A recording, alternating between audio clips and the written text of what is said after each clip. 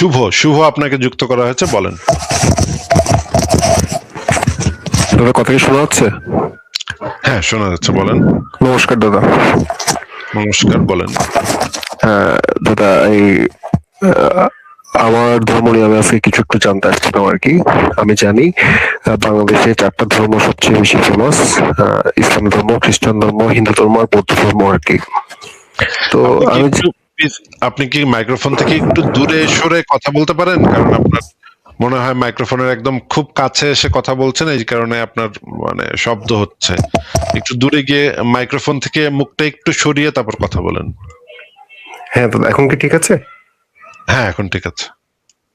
আচ্ছা দাদা, তো আমি জানতে চাই, আপনি একটু আগে বলেছেন বৌদ্ধ ধর্ম, এই বিষয়টা যদি একটু বুঝিয়ে দিতেন আর কি, তারপর আমি আমার প্রশ্নটা করতাম। আহ বৌদ্ধ দর্শন বলেছি। বৌদ্ধ দর্শন হচ্ছে নাস্তিক্যবাদী দর্শন, বস্তুবাদী দর্শন। গৌতম বুদ্ধের অনেক বক্তব্য আছে, যে বক্তব্য থেকে বোঝা যায় সে ঈশ্বর বলে কিছুতে বিশ্বাস করতো না। সে অজ্ঞেয়বাদী একজন নাস্তিক ছিলেন, অজ্ঞেয়বাদী নাস্তিক। হ্যাঁ। আপনি যদি রাহুল সংকৃতায়নের একটা বই আছে বৌদ্ধ দর্শন নামে, এই বইটা যদি আপনি অনলাইনে পাওয়া যায়, অনলাইনে ডাউনলোড করে সফট পড়েন। কপি?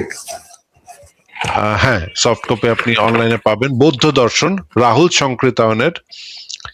এই রাহুল সংকৃতায়ন যে মানে লেখক ভদ্রলোক, উনি আহ ভারত থেকে তিব্বতে গিয়েছিলেন হেঁটে। হ্যাঁ, নেপাল হয়ে তিব্বতে ঢুকেছিলেন। হ্যাঁ, সেই তিব্বতে প্রচুর পরিমাণে বৌদ্ধ দর্শনের উপর অনেক পুরনো কিছু বইপত্র আছে, বইপত্র ছিল যেগুলা রাহুল সংকৃতায়ন আহ, মানে হিন্দিতে এবং বাংলাতে অনুবাদ করেছিলেন পরবর্তীতে।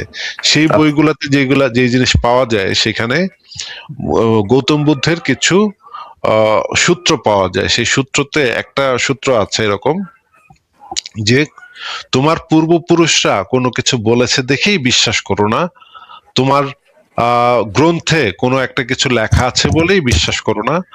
আপনাকে আমি বের করে দেখাইতে পারি সেই অংশগুলা, কিন্তু এই মুহূর্তে আমার হাতের কাছে নাই। আমাকে সময় দিলে আমি বের করে দেখাবো যে ওই বৌদ্ধ দর্শন বইটার ভিতরে এই জিনিসগুলো আছে, যে গৌতম বুদ্ধ কিভাবে মানুষকে চিন্তা করতে হবে সেই জিনিসটা বুঝিয়ে গেছেন।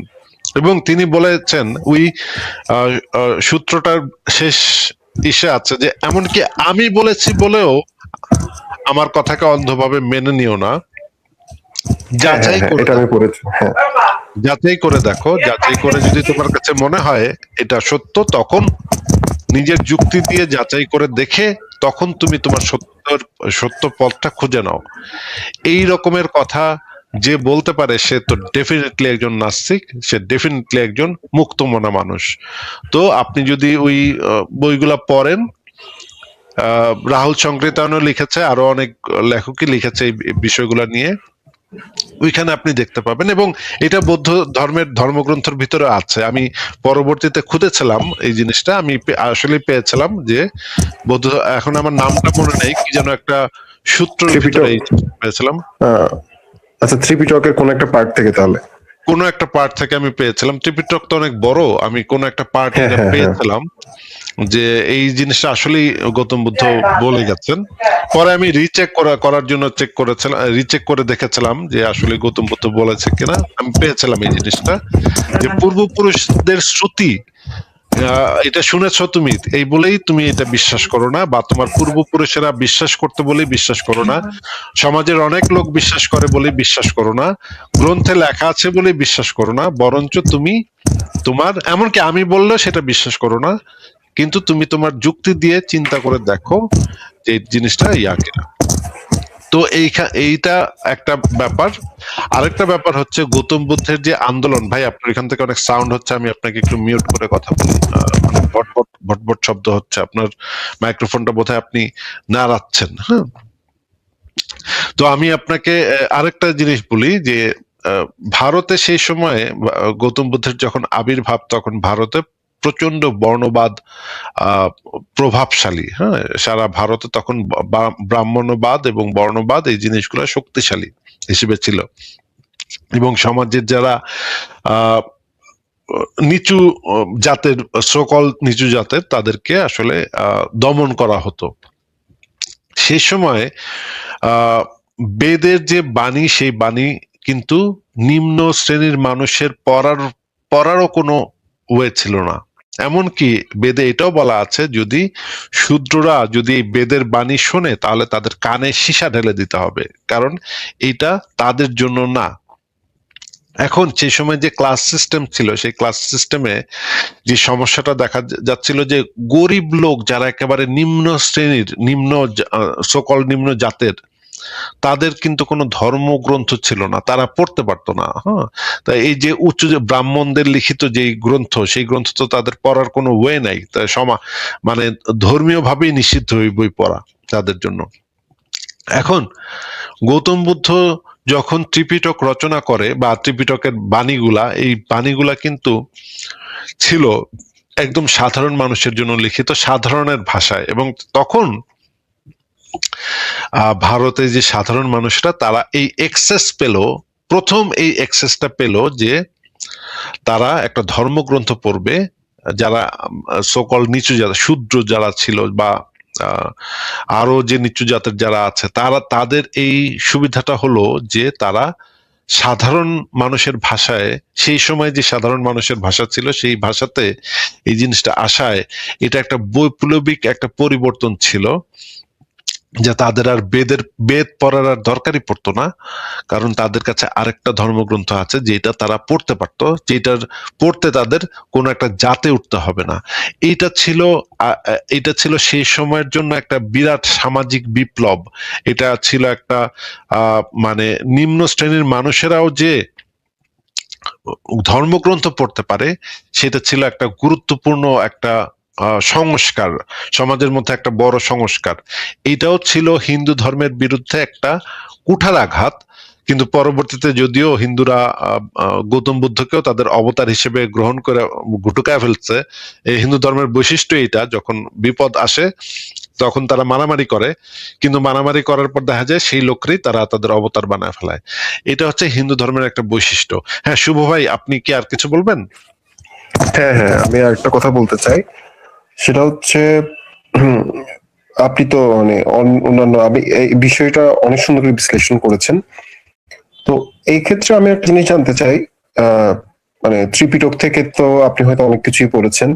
অন্যান্য ধর্ম থেকে, যেমন ইসলাম ধর্ম, হিন্দু ধর্ম থেকে যে জিনিসগুলো আপনার খারাপ লেগেছে সেগুলো নিয়ে আপনি কথা বলেছেন। আহ বৌদ্ধ দর্শন থেকে কি এমন কোনো কিছু আছে যেটা আসলে আপনার খটকা লাগে? খটকা না, খারাপই লাগে। অনেক কিছু আছে বৌদ্ধ ধর্মের ভিতরে, অনেক কিছু আছে যেগুলো খুবই নোংরা। যেমন কিছু জায়গাতে বলা আছেন, নারীরা হচ্ছে মলমূত্রের মতো, তাদেরকে তোমরা তাদের ধারে কাছেও যেও না। হ্যাঁ, মানে নারীদের সম্পর্কে এত নোংরা নোংরা কথাবার্তা বলা আছে, যে মলমূত্রের মতো, এইটা সেটা হ্যান ত্যান হাবিজাবি বিপুল পরিমাণে নোংরা কথাবার্তা বলা আছে। এখন এগুলা পরে যখন আমি এগুলা পড়েছি, তখন আমার কাছে মনে হয়েছিল যে গৌতম বুদ্ধ কি কোনো গে ছিল নাকি। মনে হয়, পড়লে মনে হয় সে হয়তো গে টাইপের কোন লোক ছিল।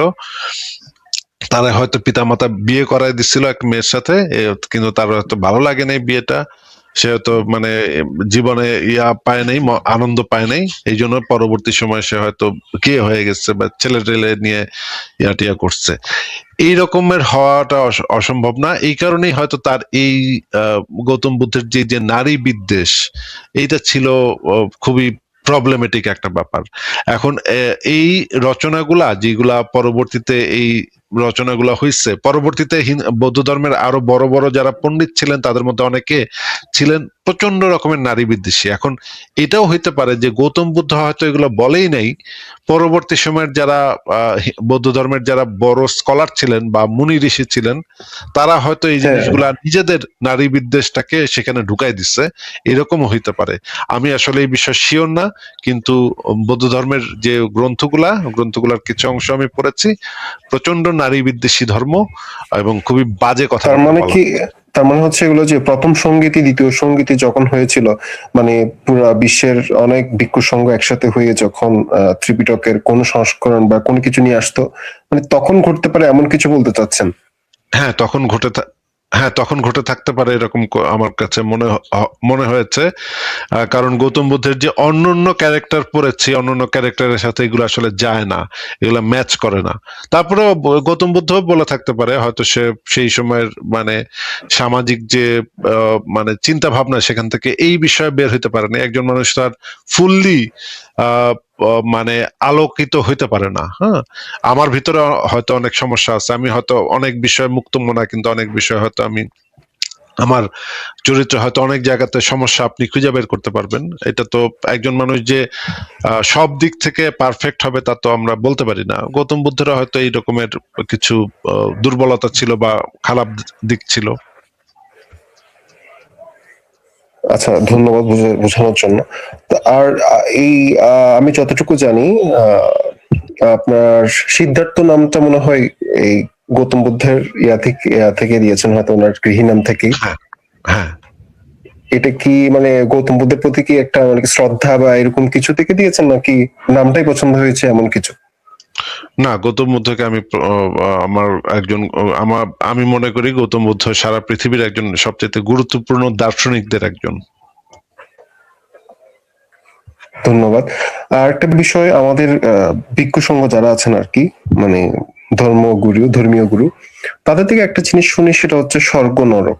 এখন আপনি বৌদ্ধ দর্শন থেকে সেই জিনিসটা কোন প্রেক্ষাপটে দেখবেন, স্বর্গ নরক বিষয়টা, অথবা আপনি বৌদ্ধ পার্সোনালি এই বিষয়টা কিভাবে নেন? বৌদ্ধ ধর্মে আমার কাছে মনে হয়েছে স্বর্গ নরকের কনসেপ্ট গুলা পরবর্তী সময়ের এডিশন। এগুলা গৌতম বুদ্ধ, এগুলা গৌতম বুদ্ধের নামে অনেক কিছু আছে, কিন্তু এগুলা যে আসলে গৌতম বুদ্ধ বলছে এরকম আমার মনে হয় না। কারণ গৌতম বুদ্ধের ফিলোসফির সাথে এগুলা যায় না আসলে। কিন্তু এগুলা অনেক ডিটেলস আলোচনা করার মতো বিষয়। আহ আমার কাছে মানে বৌদ্ধ ধর্মের ওই রেফারেন্স গুলো আমার কাছে এই মুহূর্তে হাতের কাছেও নাই। আমি আপনাকে দেখাইতে পারবো না। নরকের যে বর্ণনা আছে, নরকের যে শাস্তির বর্ণনা আছে, খুবই নোংরা ঘিনঘিনা বর্ণনা আছে। সেগুলা আসলে কোনো একটা শান্তিপূর্ণ একটা ধর্মের ভিতরে এই বর্ণনাগুলো থাকাও একটা অস্বাভাবিক ব্যাপার। এগুলা যে কিভাবে আসলো বৌদ্ধ ধর্মের ভিতরে, আমি বৌদ্ধ ধর্মকে সমর্থন করি না, কিন্তু বুদ্ধিস্ট ফিলসফি সেটা আমার কাছে গুরুত্বপূর্ণ ফিলসফি মনে হয়। কিন্তু বৌদ্ধ যে ধর্মটা, সেই ধর্মটা অন্য ধর্মগুলোর মতোই একটা অন্ধবিশ্বাস বলে আমি মনে করি। তার মানে এখানে অনেক কিছুই এডিশন এসেছে যেগুলো আসলে গৌতম বুদ্ধ থেকে আসেনি। হ্যাঁ, এরকম তো ধর্ম ব্যাপারটাই তো এরকম যে আসলে ধীরে ধীরে পরিবর্তন হয়। ঠিক আছে দাদা, ধন্যবাদ। আপনার সাথে আলোচনা করে অনেক ভালো লাগছে। আমাকে যুক্ত করার জন্য আপনাকে অসংখ্য ধন্যবাদ। ঠিক আছে, নমস্কার। আপনাকে ধন্যবাদ। ভালো থাকবেন, আপনাকে বিদায় জানাই। যে জিনিসটা বলছিলাম যে এই যে ধর্ম জিনিসটা এরকম যে ধীরে ধীরে এটা বিভিন্ন সমাজে যায়, বিভিন্ন সমাজে গিয়ে সেই সমাজের যে প্রাচীন কালচার গুলা সেই ধর্মটার ভিতরে অ্যাড হয়। হ্যাঁ, যেমন ধরেন এই যে কয়েকদিন পর ক্রিসমাস, 25শে ডিসেম্বর। হ্যাঁ, এটা কিন্তু আসলে আহ খ্রিস্টানদের মানে মৌলিকভাবে খ্রিস্টানদের ভিতরে কিন্তু এই জিনিস নাই আসলে। এটা কিন্তু কোথাও খুঁজে পাওয়া যাবে না যে এই যে 25শে ডিসেম্বর যীশু খ্রিস্ট জন্ম হচ্ছে, বা এই যে এই এই যে কাহিনীগুলা, এগুলা কিন্তু পরবর্তী সময়ের এডিশন, বিভিন্ন প্যাগান কালচারের এডিশন। মানে হচ্ছে যে সান্টা ক্লজ যে আসে, তারপরে ক্রিসমাস ট্রি, এই প্রত্যেকটা জিনিস হচ্ছে পরবর্তী সময়ের এডিশন। এগুলা এই বাতি জ্বালানো, তারপরে ইয়া করা, এগুলো সমস্ত খ্রিস্টান কালচার এবং প্যাগান সোসাইটি যখন মার্চ করছে তখন এই জিনিসগুলো আদান প্রদান, সাংস্কৃতিক আদান প্রদান হয়েছে। প্যাগান ধর্মগুলা বিলুপ্ত হয়ে গেছে আমরা মনে করি, কিন্তু সেগুলো কিন্তু বিলুপ্ত হয় নাই। সেগুলা আহ অন্যান্য ধর্মগুলোর ভিতরে ঢুকে আহ জায়গা করে নিচ্ছে। এটা ইসলাম ধর্মের ক্ষেত্রে সত্য, সব ধর্মের ক্ষেত্রেই আসলে সত্য এটা।